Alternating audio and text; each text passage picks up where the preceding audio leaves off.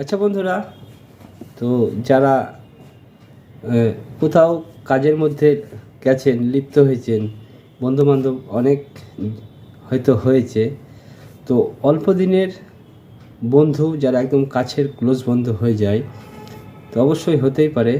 তাই বলে এই না যে আপনার ক্লোজ বন্ধু হয়ে গেছে অল্প কিছু দিনের মধ্যেই।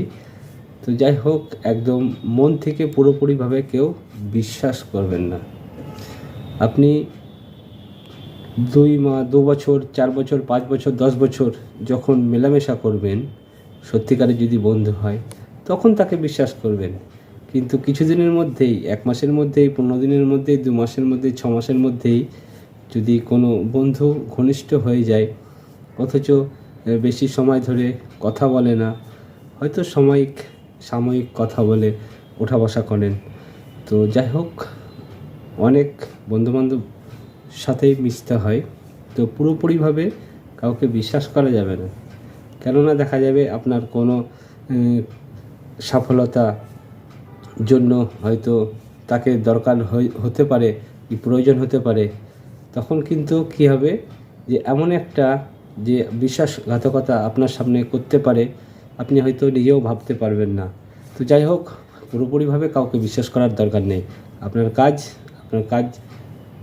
আপনার কাজ নিয়ে কথা, আপনার কাজ হয়ে যাবে, ব্যাস, দ্যাট সেট। হ্যাঁ, এই না যে তাকে একদম ইগনোর করবেন। অবশ্যই তাদের সঙ্গে আদান প্রদান, ওঠা বসা সব কিছু হবে, কিন্তু মন থেকে কাউকে বিশ্বাস করা যাবে না। কেননা যেটা বললাম, ক্ষতি হতে সময় লাগে না।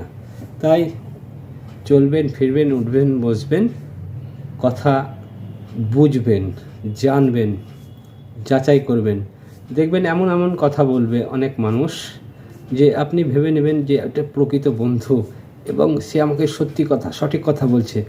কিন্তু যখন অ্যানালাইসিস করবেন, ঘরের মধ্যে একাই যখন থাকবেন, চুপচাপ নীরব যখন থাকবেন, তখন সেই কথাগুলোকে কিন্তু অ্যানালাইসিস করবেন, মানে খুঁজবেন, বের করবেন যে কথাটা কেমন ধরনের কথা, কী ধরনের কথা হতে পারে। এ থেকে নেগেটিভ বের করবেন, পজিটিভ বের করবেন।